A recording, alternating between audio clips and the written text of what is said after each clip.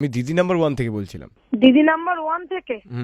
আচ্ছা বলুন কি বলছেন। হ্যাঁ বলছিলাম যে আপনি কি দিদি নাম্বার 1 এ আসতে ইন্টারেস্টেড? হ্যাঁ নিশ্চয়ই। একটা আপনি কি তাহলে অডিশনের জন্য কি রাজি? হ্যাঁ হ্যাঁ অডিশনের জন্য রাজি, কিন্তু কি কি লাগে সেসব তো কিছু জানি না, কিন্তু আশা তো ছিল যে দিদি নাম্বার 1 এ একটু যাবো। পোর্টফোলিও মানে আপনি বাগানে একটা ছবি তুলুন, পাহাড়ে হ্যাঁ ওসব ছবি আছে, আমি গাছে উঠে। অনেক বেড়াতে গেছি তো, হ্যাঁ অনেক এরকম ধরনের ছবি আছে, একটা জঙ্গলের ছবি আছে বা মানে আর আছে যে একটা ছবি এরকম ধরনের আছে। হ্যাঁ এরকম ছবি মানে গাছে উঠে কোনো ছবি আছে? না গাছে ওঠা তো কোনো ছবি নেই, তাহলে এটা বানিয়ে দিতে হবে। আচ্ছা আপনি এটা কবে আমার থেকে নেবেন সেটা তো আমাকে। অডিশনটা যেখানে হয় সেটা আমি আপনাকে সব লোকেশন বলে দেবো, আপনি আপনার কাউকে যদি সঙ্গে করে নিয়ে আসতে হ্যাঁ চান। সেটা আমার ছেলে যাবে। আর বলছি আপনি খেলাধুলো কি করেন? আমি না আমি সাঁতার জানি। তাহলে সাঁতার কাটছিলেন এরকম কোনো ছবি যদি পুকুরে? সেটা অবশ্য হ্যাঁ হয়ে যাবে, সেটা হয়ে যাবে।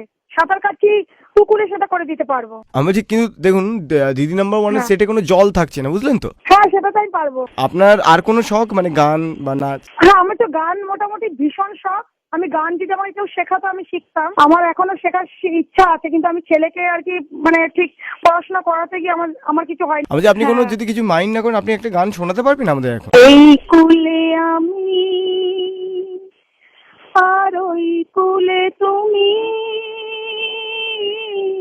মাঝখানে নদী বয়ে চলে যায়। অসাধারণ। কলকাতার রসগোল্লাটা জানেন? কারণ দেবশ্রী রায়ের ওইটা ছিল না, কলকাতার রসগোল্লা, ওই গানটা একটু গিয়ে শোনান তো। আমি কলকাতার রসগোল্লা, আমি কলকাতার রসগোল্লা। কখনো বাগবাজারে, কখনো সেক্টর বাজারে, কখনো বাগ বাজারে। আমি না এই গানটা পুরোটা জানি। কারোর পকেট বড়, কারোর পকেট ছোট। হ্যাঁ হ্যাঁ হ্যাঁ ঠিক ঠিক। আমি বলে দিচ্ছি আপনাকে লিরিক, আপনি গাইবেন। কারোর পকেট বড়, কারোর পকেট ছোট, কারো পকেট বড়, কারো পকেট ছোট। আমি একটু শুনলেই কেউ লম্বা বেশি, কেউ একটু খাটো। করুন, আমি এটা ওই গানটা তুলিয়ে দিচ্ছি আপনাকে। করুন। আমি যদি বলি সাবধান, আমি কলকাতার রসগোল্লা, আমি কলকাতার রসগোল্লা। আপনি কি ঝগড়া এমনি করেন? না আমি সেটা ঠিক পেরে উঠি না, মানে ওটা আমাকে একটু শিখতে হবে তাহলে।